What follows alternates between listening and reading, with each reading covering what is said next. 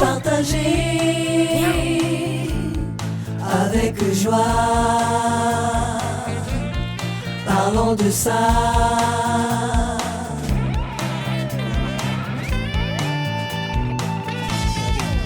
Et bienvenue à tous, Caribou,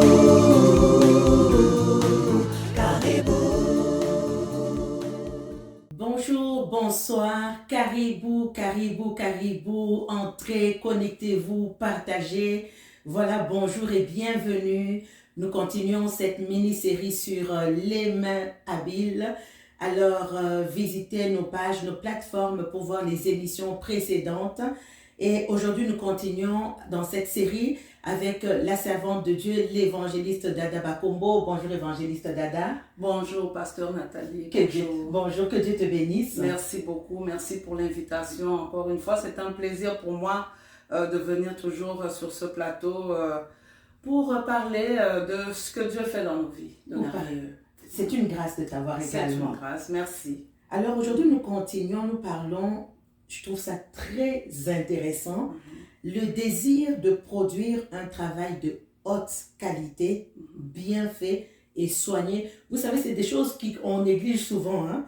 Le désir de produire un travail de haute qualité, bien fait et soigné, en utilisant les compétences et les talents que Dieu nous a donnés. Waouh! Wow. Ah, c'est merveilleux. On a parlé de ténacité, de persévérance, on a parlé de résilience dans les émissions précédentes, on a parlé du travail acharné, et aujourd'hui on parle du désir, on parle bien d'un désir de produire un travail de haute qualité, bien fait et soigné. Vous savez, notre Dieu est un Dieu d'excellence. Amen. Tout ce qu'il fait, il a créé dans le jardin, il a dit que tout ce qu'il avait fait, Dieu a trouvé que c'était bon. Alors son chef-d'œuvre, c'est l'homme. Quand il a créé l'homme, il a dit c'était très bon. Donc c'était excellent. Ça c'est le chef-d'œuvre, tel il est, tel nous sommes. Donc Dieu est excellent dans ce qu'il veut. Il veut aussi qu'en tant que ses enfants, nous puissions agir, opérer, travailler avec excellence. Que tu sois dans ton domaine personnel d'activité ou que tu sois dans un lieu d'embauche, partout où Dieu nous envoie, Dieu veut que nous puissions produire de l'excellence. Et sur mon milieu de travail, évangéliste Dada, quand nous prions pour l'excellence. Travailler avec excellence. Je travaille dans un milieu chrétien et dans le domaine des finances, on veut travailler avec excellence, avec tous les dons, avec toutes les capacités que Dieu nous a données. Alors déjà, est-ce que tu peux nous partager une expérience où tu as ressenti que Dieu t'a appelé justement à utiliser tes compétences, à utiliser tes talents de manière spécifique? Waouh! Je sais toujours pas par quoi commencer. Il y a tellement d'expériences. D'abord, je suis connue sur le plateau de Cœur à Cœur. Donc, je suis servante de Dieu à l'église Arche de Dieu. Je travaille, je suis évangéliste. Et le Seigneur m'a fait grâce, j'ai beaucoup de talent. Je n'aime pas trop parler de mes diplômes parce que j'en ai beaucoup, mais j'ai beaucoup de talent. Le Seigneur m'a fait grâce et je suis une personne qui a cette grâce d'apprendre très très vite. Donc quand on me montre quelque chose, j'ai la facilité d'apprendre et aussi j'ai cette facilité de vulgariser l'information. C'est une grâce que le Seigneur m'a faite. Et donc, c'est un peu ça, les talents, oui.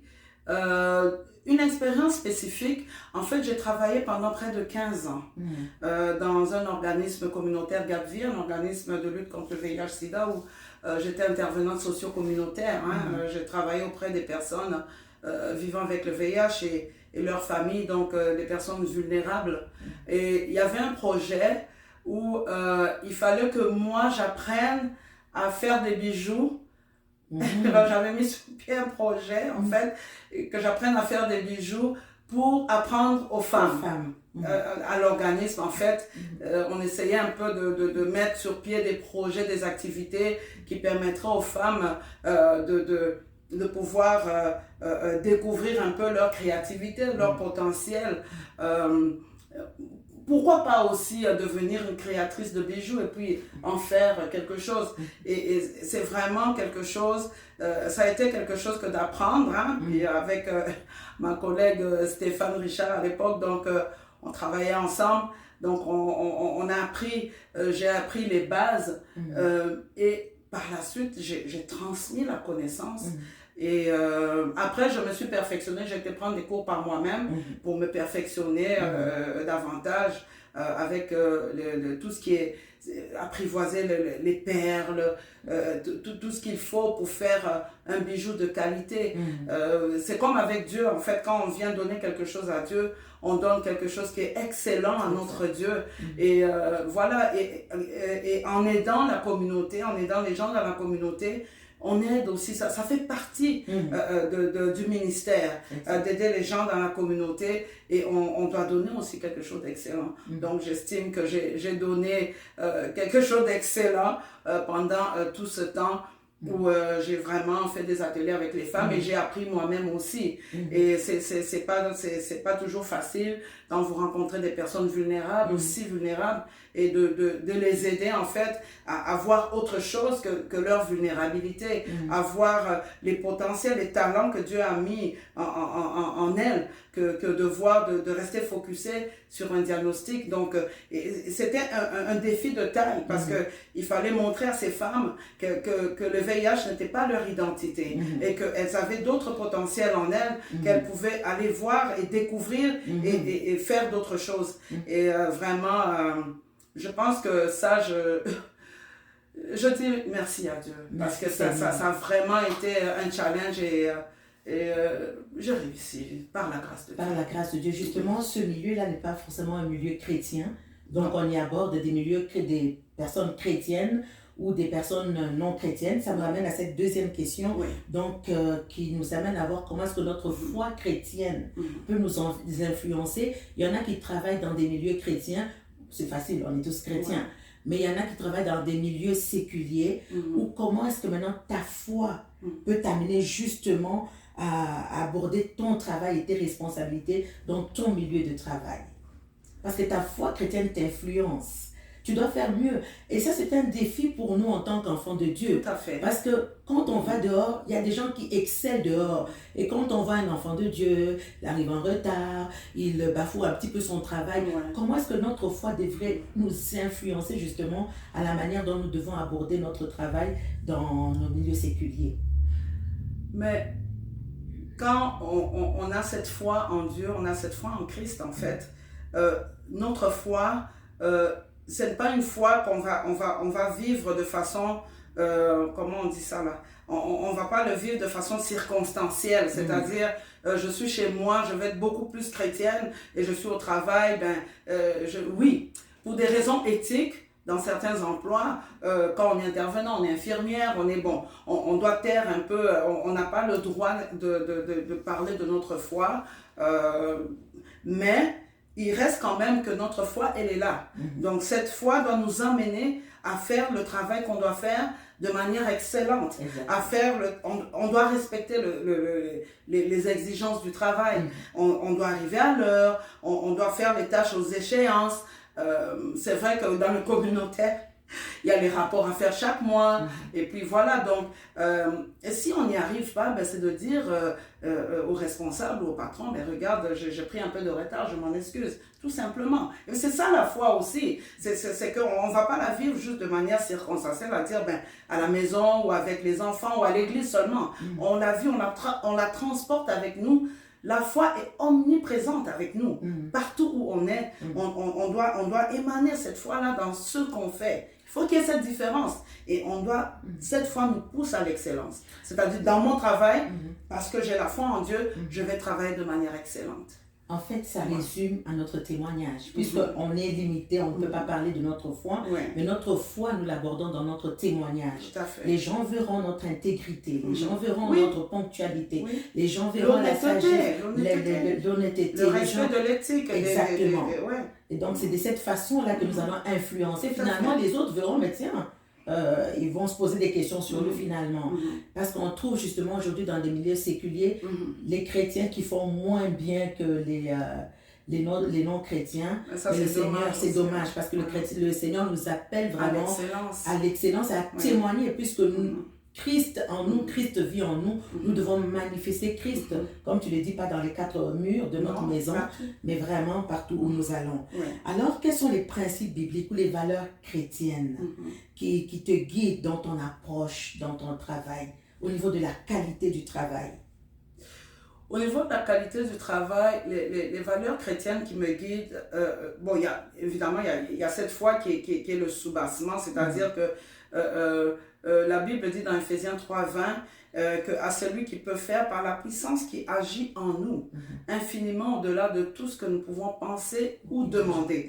C'est-à-dire que la foi, elle est là, mais les valeurs telles que la compassion, telles que l'intégrité, tel qu'un bon témoignage, un bon témoignage chrétien, ça c'est très important. Et les valeurs aussi telles que la générosité, les valeurs telles que David avait dit, je ne donnerai pas à mon Dieu ce qui ne me coûte rien. Donc de savoir donner le maximum selon les capacités et les compétences que Dieu donne, ça c'est important. Et aussi, je parlerai du fruit de l'esprit.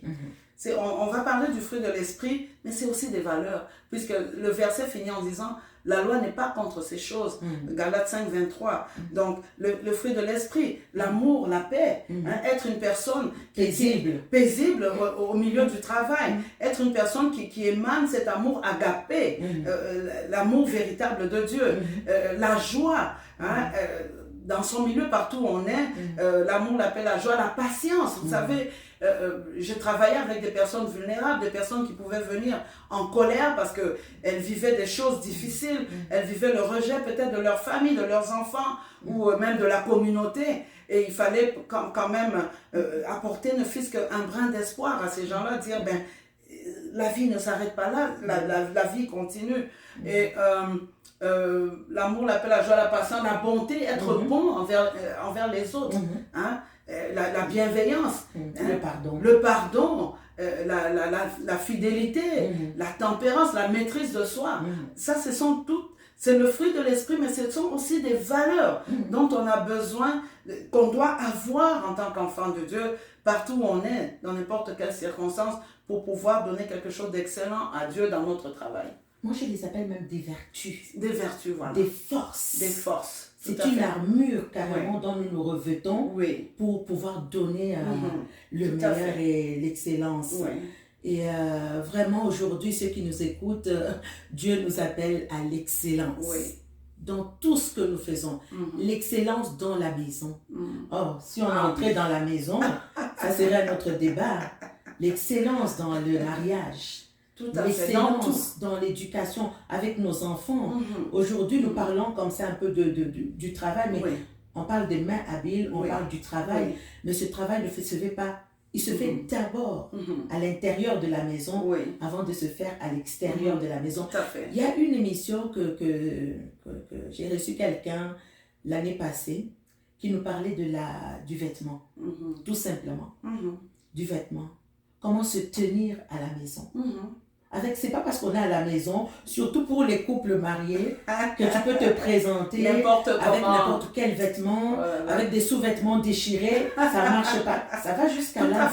Parfois on se demande pourquoi est-ce que ça ne va plus dans le couple, mais il y a quelque chose. Exactement. Donc Dieu nous demande l'excellence dans tout ce que nous faisons à la maison, à l'église, dans les milieux de travail. Dieu nous demande d'être excellent. Alors tout à l'heure tu as commencé à nous en parler. Un exemple pratique de la manière dont tu as utilisé tes compétences pour honorer Dieu. Un exemple pour honorer Dieu. Tout à l'heure, tu as parlé de Garvey. Tu as un autre exemple. Parce que la finalité, finalement, c'est d'honorer Dieu. Pour honorer Dieu, je parlerai des compétences, parce que j'en ai plusieurs. C'est bien, c'est une grâce qui vient de l'Éternel. J'en ai plusieurs. Mais moi, je parlerai... je suis aussi... décoratrice et planificatrice d'événements. pour les mariages. Dans le cadre des mariages, je fais aussi la décoration de l'église, donc des lieux de cérémonie, ou que ce soit dans les parcs, dehors, l'église. Je fais aussi les bouquets pour les mariés, les boutonnières pour tout le cortège, des bracelets. Je fais aussi des bouquets pour les filles d'honneur. Et voilà, donc, et des bonbonnières, des souvenirs pour vos invités. Et donc voilà, Dieu a donné des talents et nous allons toujours aider notre communauté, pourquoi pas, pour la gloire de Dieu et pour que les gens se sentent bien et heureux à leur événement. Excuse-moi, je vais te couper un petit peu la parole. Excuse-moi. Comment tu t'es découvert? Je vais commencer par là. Comment tu t'es découvert tous ces dons? Parce que les gens qui vont t'entendre, elle fait ceci, elle fait cela. Tu es né certainement avec beaucoup de choses, mais tu as découvert beaucoup de choses. Comment tu t'es découvert avant qu'on puisse continuer? Je pense que ça serait nécessaire. Parfait. En fait, comment je me suis découverte dans tout ça? Ma découverte vient vraiment de ma mère. Ma mère, bon, elle n'est plus, elle est décédée, ça fait maintenant 23 ans. Mais ma mère était une femme, en fait, qui était très créative. Elle était femme de pasteur, présidente du ministère des mamans à l'église, mais, mon Dieu, elle avait les mains habiles. Elle avait les mains habiles.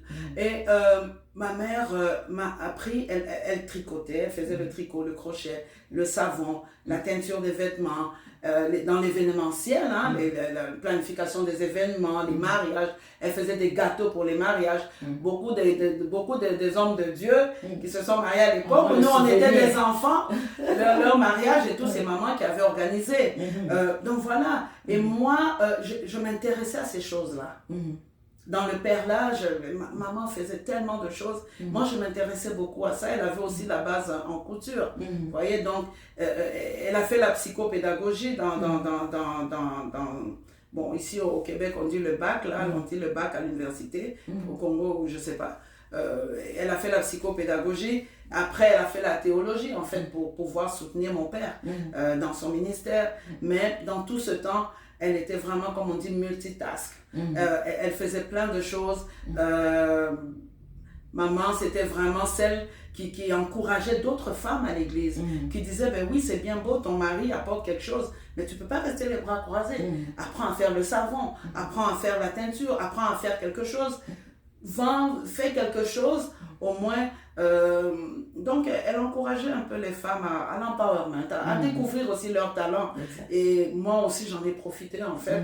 Et oui, même faire le poisson salé, je l'ai appris avec ma maman. Comment on fait le poisson salé, comment on fait la sauce de la noix de palme. J'ai tout appris à la maison. Et c'est ça. Tu as un navire marchand, là.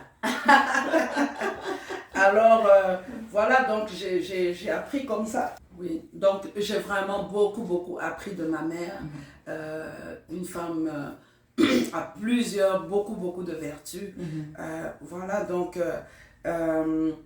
aussi appris à faire des spécialités dans la cuisine, des bonnes salades, des recettes vraiment très spéciales. Donc c'est comme ça que j'ai appris et que j'ai fini par développer mes talents. Mais il ne faut pas dire que ça a été de façon continue. Là. À un moment donné, on passe à autre chose.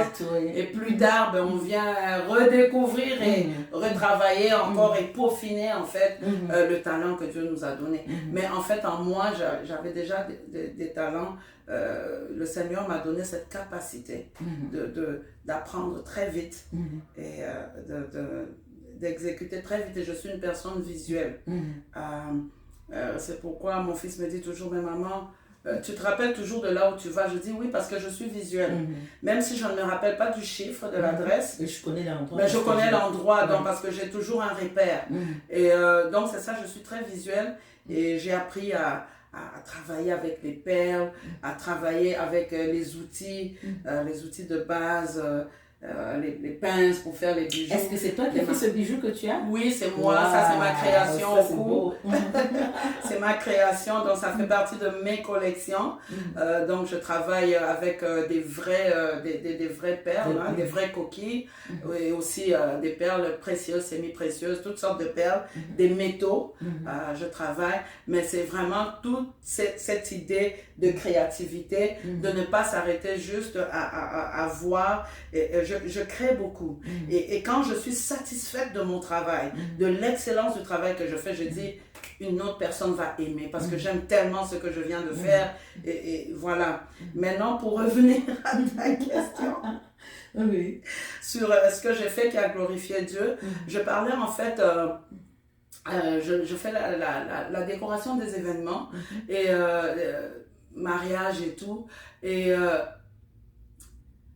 ce que j'aime, c'est que je fais ce travail avec cœur. Et les gens qui ont déjà demandé mes services, savent que je le fais avec cœur. Et au-delà même de ce que les gens me demandent, et je mets ma touche. Je sais que, par exemple, les mariés me disent « Oh, ben maman, on veut telle chose, mais maman, on veut telle couleur. » Et puis je leur dis « Est-ce que vous me permettez d'apporter une créativité? Je sais ce que vous voulez, mais est-ce que vous me permettez d'apporter ma touche de créativité? » Et quand ils me disent oui, ben alors là, j'y vais à fond et puis voilà, les gens sont satisfaits. Donc et ça glorifie Dieu parce que au final, c'est quoi? C'est que c'est un mariage heureux. Un beau mariage et les gens sont contents, la décoration est belle à l'église et les gens sont contents, c'est vraiment... Et tout le monde, même les invités veulent prendre des photos dans ma décoration. Donc ça c'est vraiment quelque chose d'extraordinaire.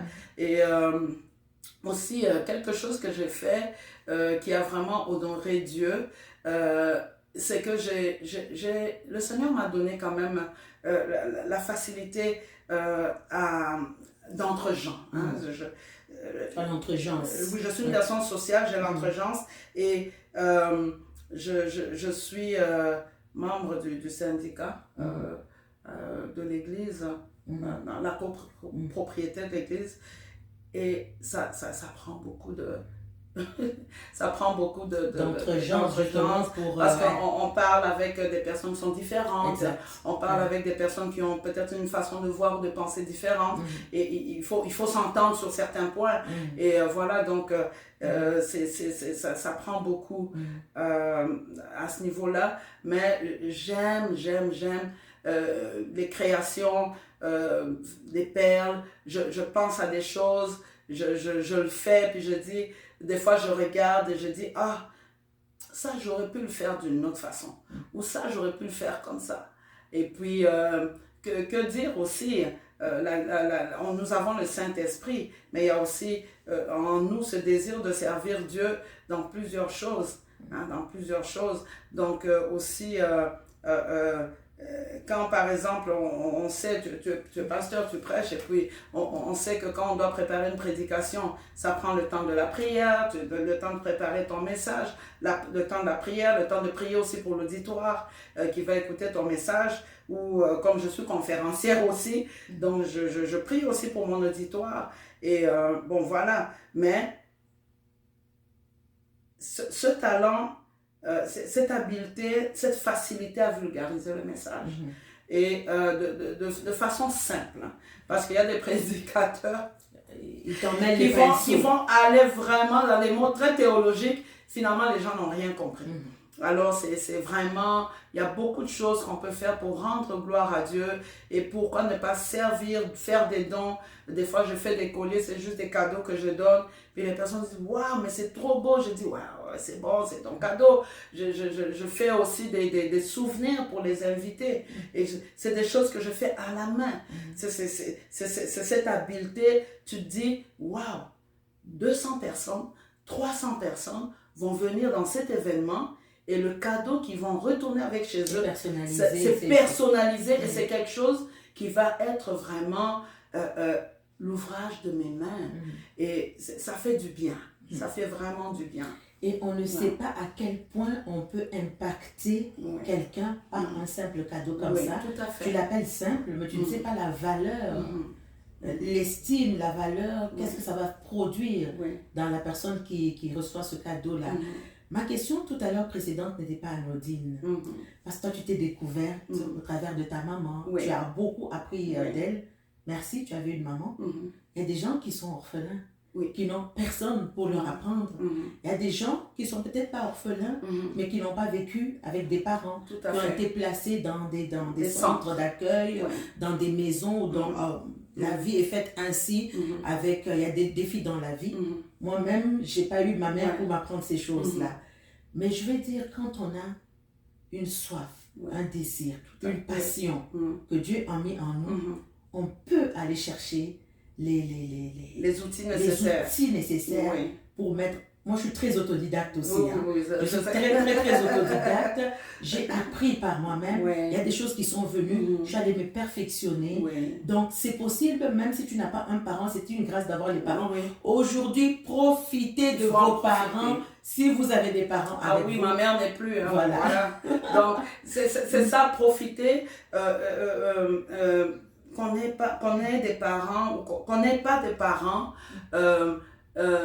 profitez-en. Vous savez, tout être humain sur cette terre est d'abord une créature de Dieu. Être enfant de Dieu, c'est un autre processus, c'est vraiment d'accepter le Seigneur pour devenir enfant de Dieu. Mais tout être humain sur cette terre, quand Dieu a dit, créons l'homme à notre image et selon notre ressemblance, tout être humain est venu dans ce monde avec quelque chose en lui. Avec un projet Un de Dieu. projet de Dieu en lui.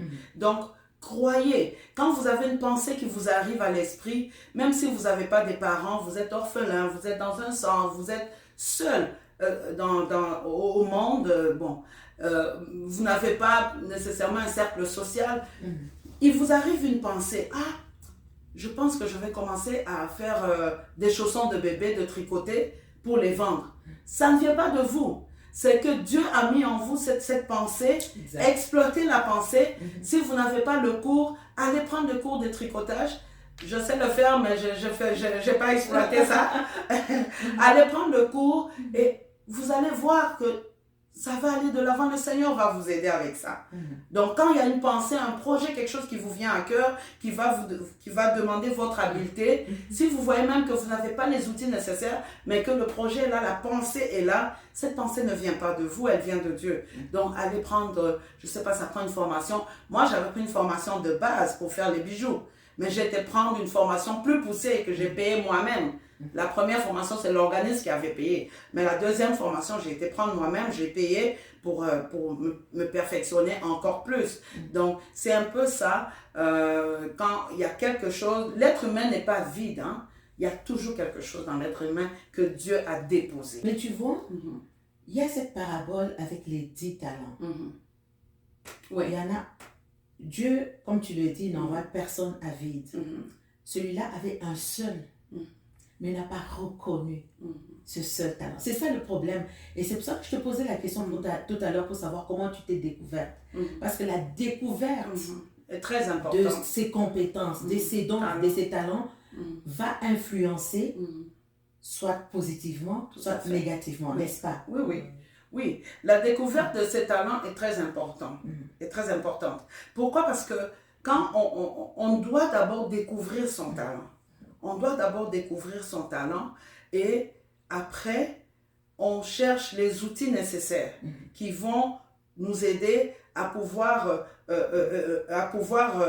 développer ce talent. Des fois, ça peut être juste une pensée. Mais comment faire pour que cette pensée, ce projet qui est dans le cœur, devienne quelque chose de réaliste, de palpable, devient quelque chose qui va être réalisé vraiment concrètement, devienne concret. En fait, c'est ça le but, découvrir son talent, mettre les outils nécessaires. S'il faut prendre une petite formation, 2 jours, 3 jours, oui, moi, j'en ai pas encore fini avec les perles. Là. Je suis dans un autre projet plus poussé encore. Je suis en train de prendre un cours actuellement plus poussé encore dans les perles, mais c'est et dans le métal aussi pour les bijoux. Mais c'est un peu ça, c'est de dire vraiment que bon, il faut travailler, aller développer ce talent-là. Il ne suffit pas juste de le découvrir, mais il faut le développer pour que le talent devienne quelque chose de vrai. que ça s'incarne, que ça s'incarne, que ça devienne quelque chose de concret qui va non seulement bénéficier à vous-même, mais aussi bénéficier aux autres et à Dieu. Parce qu'en faisant bénéficier les autres, Dieu aussi est glorifié. Absolument. Oui. J'aime bien ce verset qui dit, c'est l'œuvre de Dieu qui te bénira. Amen. C'est que Dieu a mis en lui, va nous bénir. Alors, c'est sans défi. Hein. Quand on veut produire un travail de qualité, un travail d'excellence, c'est un défi déjà en soi. Tout à fait. Parce que si on est dans un milieu collectif, dans un milieu communautaire, il faut que tout le monde soit imprégné de cet esprit d'excellence. Oui. Sinon, vous commencez à déranger votre milieu. N'est-ce pas? Comment est-ce que tu fais pour, malgré les défis, pour maintenir un niveau élevé d'excellence, que ce soit au sein de l'Église, que ce soit au sein de la famille, partout, pour maintenir ce niveau d'excellence tout en restant fidèle à tes convictions chrétiennes? Ça, c'est très important. On peut vivre avec les deux très facilement si on veut. Hein, si on veut. Et est-ce que c'est toujours facile? Non, c'est pas toujours facile. Mais comment vivre cette excellence tout en gardant notre enracinement dans le Seigneur, tout en gardant notre enracinement dans la foi chrétienne? C'est vraiment, moi je dis, ne rien faire sans demander au Seigneur de vous accompagner dans ce que vous faites. Ne rien faire. On voit ici que même dans la parole de Dieu, dans beaucoup de choses, le roi David nous montre un exemple assez percutant à chaque fois qu'il voulait faire quelque chose. Même quand il s'agissait de ses ennemis, il allait consulter Dieu. Absolument. Seigneur, je fais quoi? Qu'est-ce que je fais? Qu'est-ce que je fais? Parce qu'il voulait être sûr que ce qu'il faisait, Dieu était avec lui, que Dieu l'accompagnait. Donc c'est d'abord vraiment de mettre Dieu dans ce qu'on fait, en nous-mêmes, et d'avoir cette conviction que ce qu'on fait, c'est vraiment la bonne chose à faire. Et de ne pas se compromettre, parce que c'est ça les défis. Les défis, des fois, dans le milieu de travail, c'est la compromission. Avec ce qui est de notre foi, de notre croyance, notre foi, et ce qui ne l'est pas. Et de garder ses convictions. Moi, c'est déjà arrivé. Bon, j'ai gardé mes convictions. Est-ce que tu peux en parler? Bon, en fait... pas forcément dire tout, mais... Non, mais en fait, il y avait je travaillais quelque part et puis il y avait un projet qui devait être fait auprès d'une communauté. Nous, les chrétiens, on va dire plus c'est une secte, bon, c'est des trucs. Alors, moi, j'avais carrément dit que non, ça ne rentre pas dans mes valeurs et que voilà, je ne pouvais pas, moi, me mettre dans ce projet-là.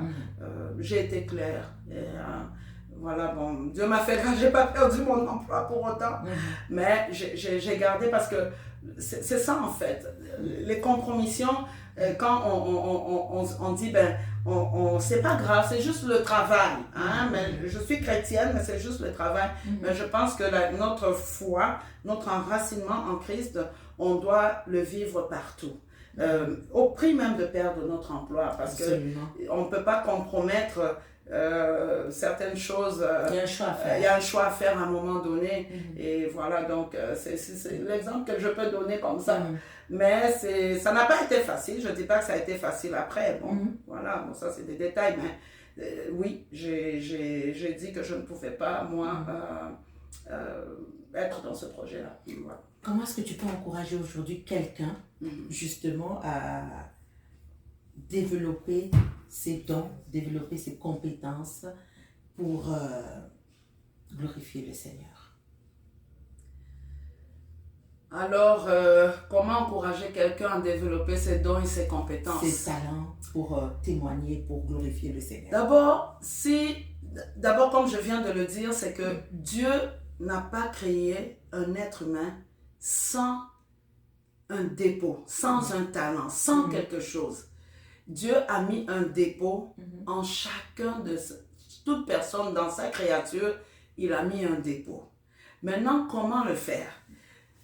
Découvrir son talent, découvrir ce dépôt que Dieu a mis en vous. C'est très important de savoir. Vous savez, nous sommes même dans le domaine de la prédication. Hein?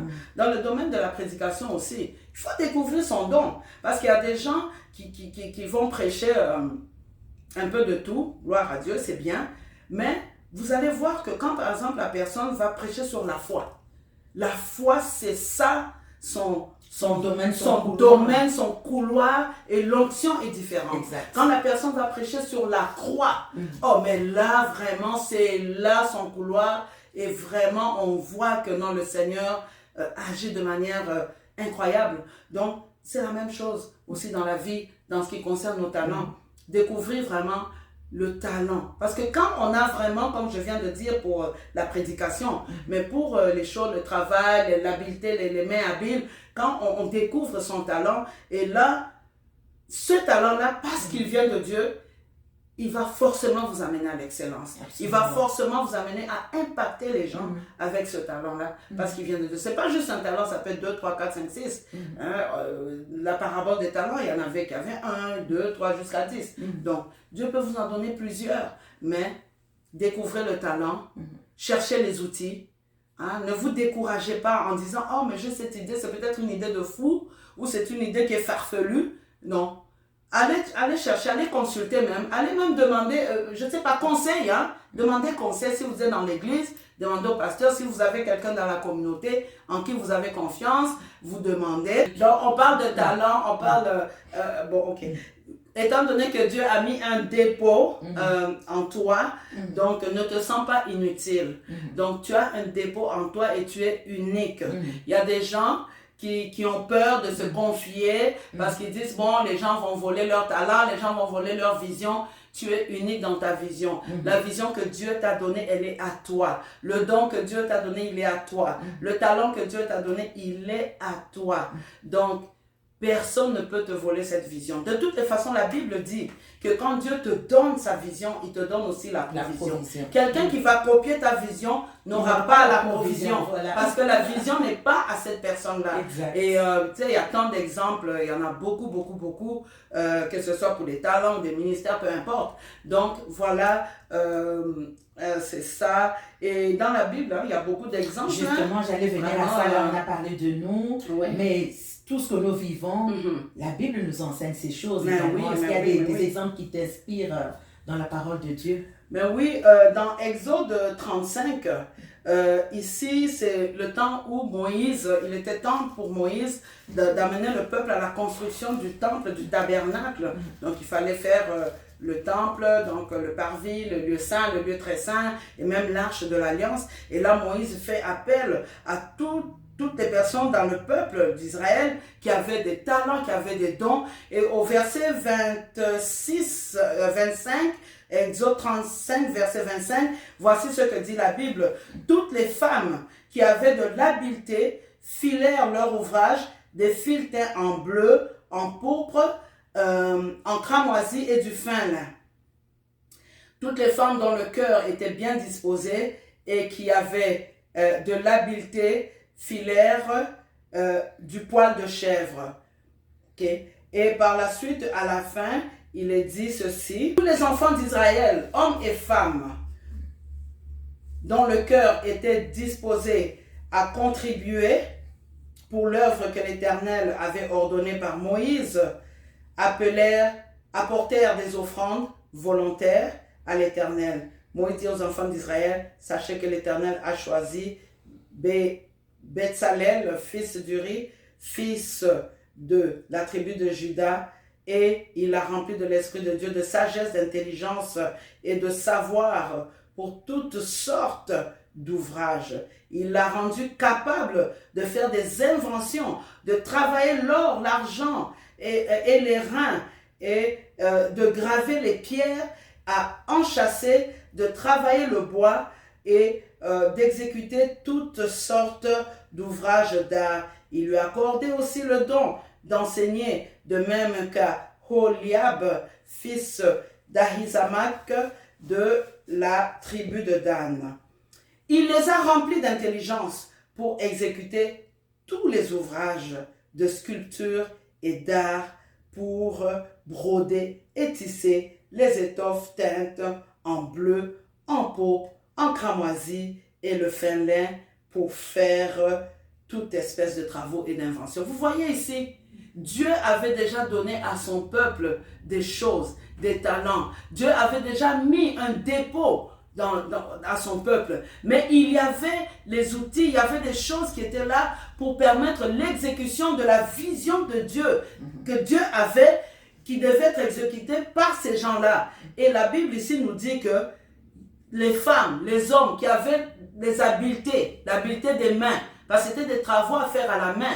Les gens qui avaient cette habileté de main, qui savaient travailler les fers, qui savaient travailler avec des pierres, parce qu'il fallait faire, les faudes pour le sacrificateur. Il fallait des gens qui savaient comment aligner les pierres sur les faudes. Tout ça, Dieu avait déjà mis le talent, avait déjà mis quelque chose dans les gens. Mais les outils étaient là. Et il y avait des gens en qui Dieu avait mis aussi ses habiletés à travailler avec ces outils. C'est de la même façon aussi avec Ruth. Avec Ruth aussi. Ruth la Moabite. Ruth a travaillé dans Ruth 2. Elle travaille dans le champ de Boaz. Et Ruth se fait remarquer. N'y avait-il pas d'autres femmes qui travaillaient dans le champ de Boaz? Mais oui. Mais pourquoi? Parce que Ruth a travaillé de manière excellente. Ruth avait compris qu'elle avait quelque chose en elle, qu'elle devait mettre cette chose à exécution, qu'elle devait concrétiser cette façon excellente de travailler, et elle s'est fait remarquer par Boaz. On sait plus tard, le Seigneur l'a bénie, elle est devenue la femme de Boaz. Donc voilà. Donc, voilà comment est-ce que les talents, l'excellence dans le travail, à accomplir le dessein de Dieu dans nos vies. Tout à fait. Tout à fait. Le 1 Corinthiens 15 nous dit travailler de mieux en mieux. Oui. C'est-à-dire en nous améliorant, c'est-à-dire en augmentant le niveau de qualité. Donc toujours mieux, rechercher la perfection. Oui. Parce que notre Dieu est parfait. Il veut également un travail qui est parfait. Tout à fait. Le meilleur sacrifice, celui de la croix, c'était un agneau sans tache. Sans tache. C'est ça que Dieu demandait pour les sacrifices, d'amener une bête sans tache. L'excellence, la qualité, c'est à l'image de notre Dieu. Et c'est ce que Abel avait compris. C'est ça qu'Abel avait compris que le problème dans Caïn et Abel, c'est ce que Abel avait compris. Les deux ont donné des sacrifices. En fait, de ce qu'ils avaient. Abel avait beaucoup d'animaux, mais il a donné un agneau excellent. Un agneau excellent qui était un type de Christ. Et donc voilà que, bon, son offrande était agréée parce qu'il a donné quelque chose qui représentait le Christ. Il a donné l'excellence à Dieu. Et voilà, c'est ça. Nous sommes appelés à donner l'excellence à Dieu en tant que ses créatures, sa création et ses enfants. Et Dieu va nous bénir. C'est tellement important ce que nous disons ce soir, d'amener l'excellence. L'excellence doit être notre base, notre fondement. Et quand on travaille dans l'excellence, cela glorifie Dieu, certainement. Donc c'est un appel aujourd'hui, un appel ce soir, comme je le disais tout à l'heure, que tu sois dans un foyer, travaille avec excellence. Parce que le foyer est un ministère. Les enfants sont un gros ministère. Les enfants sont un ministère. On ne travaille pas avec négligence, mais on travaille de mieux en mieux. Parce que nous avons une destination, nous avons une mission. Dans le foyer, nous avons une mission. Tout à fait. Comment il s'appelle, Noé, a travaillé avec excellence pour amener tout le monde dans l'arche. Dans l'arche, Nous avons une mission à accomplir au travers de ce travail-là. Quel que soit le travail ou le ministère que Dieu t'a donné, Dieu nous appelle à l'excellence. Tout à fait. Merci beaucoup pour cette émission. Je crois bénira plusieurs. Amen. Mais je pense qu'on peut finir par un temps de prière. Peux-tu élever la voix juste pour 1 minute? Nous allons prier.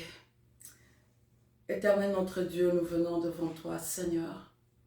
Seigneur, nous savons que tu as mis en chacun de nous, de ta création, de tes créatures et en chacun de tes enfants, un don, un talent pour non seulement être utile dans nos sociétés, dans nos communautés, mais aussi pour être utile à ton œuvre.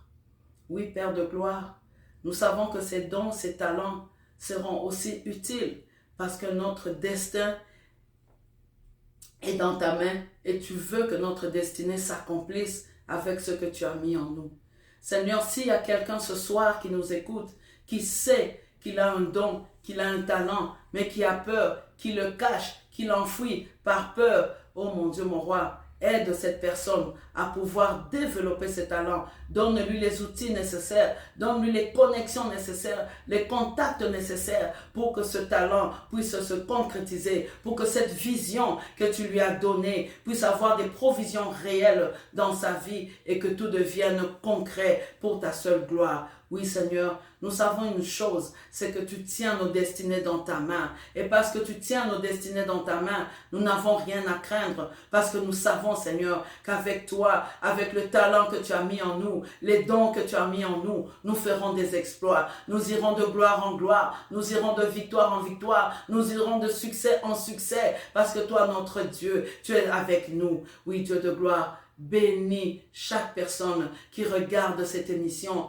Bénis leur famille, Seigneur. Bénis chaque enfant dans chaque famille, Seigneur. Oh Seigneur, que les talents des enfants soient encouragés par les parents, soient encouragés par la communauté. Parce que Seigneur, nos enfants ne sont pas vides. Tu les as envoyés sur cette terre avec des talents, des dons, des ministères, avec Seigneur une destinée bien tracée. Merci éternel notre Dieu, nous savons que nous allons continuer à nous appuyer sur toi parce qu'avec toi Seigneur, nous trouvons des chemins tout tracés dans nos cœurs pour ta seule gloire. Et c'est dans le nom de Jésus que nous avons ainsi prié. Amen.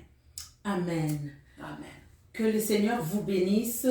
Écrivez-nous, vous avez des questions, vous avez quelque chose à partager avec nous également sur la manière dont vous vous êtes découvert ou dont vous travaillez avec excellence. Donnez-nous aussi des astuces, des skills, nous en avons besoin. Donc c'est une communauté de partage.